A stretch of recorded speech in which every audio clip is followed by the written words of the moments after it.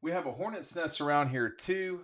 A lot of players disappointed. So that was what Kirby Smart said last weekend on last Sunday on the teleconference, or I don't know, it was like a Zoom. I don't know what to call it. It was a Zoom that we were on about the Orange Bowl and Florida State missing out. A lot of attention in this game is going to be about Florida State missing out on the college football playoff. But the fact of the matter is that Georgia missed out too. The college football playoff committee gave us neither the most deserving nor the best four teams.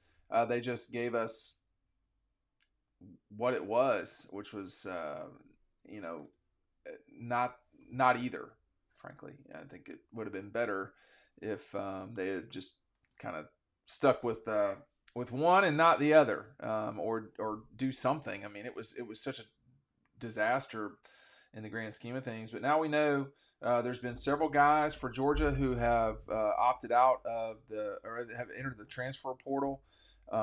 Nobody that I think necessarily you're going to miss out in this game. You got Darius Smith, Jonathan Jefferson, C.J. Madden, Brock Vandagriff, Jackson Meeks, Austin Blaski, Jared Zirkle. Xavier Sorey is probably number 2 on that list in terms of people remembering who that person is. E.J. Lightsey, Nyland Green, and then Mekhi Muse. We're going to see what happens in terms of guys coming in.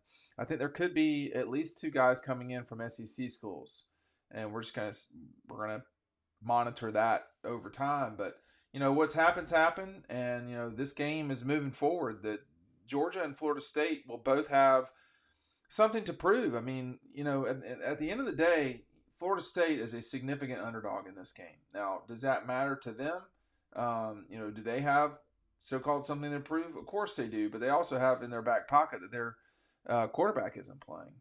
I mean, which is the I guess the explanation as to why they missed the playoff. The further I get into this thing, the more I just don't. I think it's got to be one of the two. It's either the most deserving, and the chips fall where they may, or it's the best 4. And we know it's not the best 4, so that sort of misnomer is gone. I see here where the Ohio State Missouri line is really plummeted from 7 to 2.5. I think you're seeing some of the Ohio State stuff. When you're starting a brand new quarterback, that's certainly something to monitor. Georgia's still sitting at 14-point favorite over Florida State. That's a lot. That's a lot in a game where, just to be honest, Georgia's graduation hasn't happened. So there's a lot of stuff that happens after graduation in terms of the football program. But graduation will come up pretty soon here for December. And when that happens, I think you'll see a lot more firm. We know now that several of these guys who have transferred out through the portal, they'll be gone, those 11 guys. But, those guys aren't playing significant downs. I mean, that's the problem. That's why they're transferring. I mean, Sorey played a fair amount, but not an unbelievable amount. Blaski's going to be a good lineman for somebody. And I think Brock Vandagriff will start at Kentucky. If he's not starting at Kentucky, there's something wrong. But what we don't know still is, of the draft eligible guys that are leaving, who's going to play? Is Brock Bowers going to play? Is Amarius Mims going to play? Like, guys who've dealt with injuries. How about, they're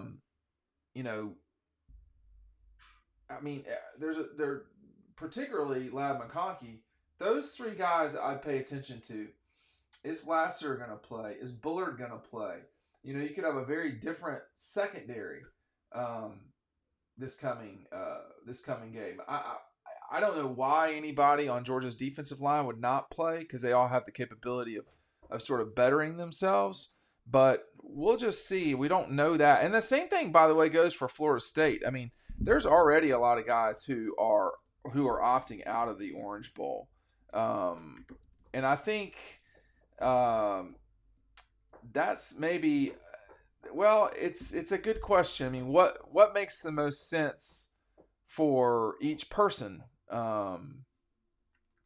And that's hard to know, but there's definitely a lot of guys for the Noles who are not going to play in this game. Besides the quarterback Johnny Wilson, there's also let me see. There's a couple of other players for Florida State. It's the receivers, I think, that are concerning. Although, Kirby said that he did not think that opt-outs are going to be a giant deal. He says it's probably not going to happen throughout the week. They need some time to decompress. I'm not expecting anyone not to play. So I think that, the portal guys obviously are not going to play. And I think that people who are, opting out, they're not going to play. Clearly, that's obvious. So we're just going to see what happens. But I'll tell you, and I'm going to tell this story a lot.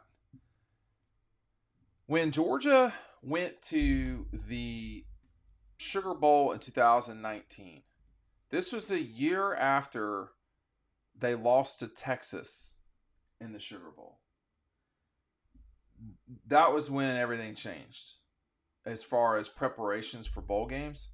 They were not messing around. If you weren't playing in the game, you weren't around for practices, you weren't there for the bowl trip, you just weren't there. And they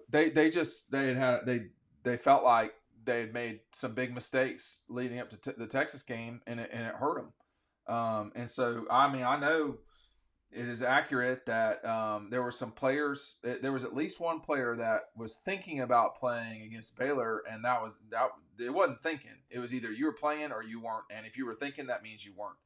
So from that point forward, Georgia, and to some degree, they've not had this problem. Because they played in the Peach Bowl. I don't remember anybody opting out of that. Now, I could be wrong for sure, but I don't recall. Like Richard LeCount couldn't play. There were some guys that were hurt. But that game kind of snuck up on us, too, because of Georgia playing in Missouri in like December 11th or whatever it was. Anyway, Lakeview Deep Seating Chair. I have used this chair a lot from our friends at Eco Poly. It's in red and black here. This is an extremely comfortable chair. Make sure you're checking out the link down below for our friends at Eco Poly. They've got a lot of offers for you. And as you can see, 61 pounds. This is made of completely recycled plastics. It's got a 20-year warranty. The link is right down below. But I tell you, that was a bad loss. That loss to Texas. And a year later, they were not messing around. They've not lost a bowl game since. So they corrected that problem. Now, a bowl game. They have not lost a postseason game since then, actually. But to be clear, I mean bowl games, so not national championships or anything like that. But it's an important. These games are important. It might not seem like it on the surface, but there are a lot of guys. I mean, Georgia's pissed off that they got left out. I mean, they shouldn't have. It's not right. I mean, it always, I try not to get too kind of breathless about this, but it needs to be in 2024 for the committee. They need to decide, are we taking the best 11 teams and whatever the highest ranked team is for the group of whatever they are, the non-power schools? Are we taking the best 11 teams, or are we taking the most deserving? And that decision needs to be made like now. Because if this is about the best teams possible, then it needs to be the best teams possible. If this is about who the four most deserving is, then just make it that. And just say, hey, this is 1970s NCAA basketball tournament. You only get in if you win your league. That's it. And it's the best four of the five, but you have to win your league. And then the other thing is, it's so stupid about the playoff committee is they'll say, well, conference championships matter. Like all conferences are created the same. You know what I mean? Like a year ago, Georgia put an absolute jackhammer through TCU, who didn't even win their league, by the way. So Georgia played two non-league champions to win the national championship. So what the hell are we talking about, right? So no wonder all these guys are mad. I mean, it needs to be, what is it? That is the rule. What are the rules? I remember Jack Waters used to say this all the time. If you don't know who Jack Waters is, he was my head coach at Tucker High School. He was an all SEC basketball player at Ole Miss, and he would say, what are the rules? And whatever the rules are, that's what we're going to go with. But if we don't know what the rules are, how can we play by the rules, right? I mean, and so I don't know what the rules are for the college football playoff. I don't know what half the time I don't know what pass interference is, but that's my problem, not anybody else's. But it really is. What are the rules? What are the rules? And if we know that what the rules are, then all you can do is concentrate on winning your conference, and that's it. Or maybe you switch conferences. Maybe if you're Georgia, you go to the ACC and just have a clear path like Clemson did for all those years. If it's the best four, let's make it the best four. So when Kirby's talking about a hornet's nest, that's what he's talking about. They do still have something very much to prove, this Georgia team, and they're going to go in this thing as heavy favorites, and they should win this game for sure. But Florida State's got some players too, and Florida State feels wronged as well, which they've got a point. And again, which is it? And the reality is, it's none, which is the problem. It's neither of these things.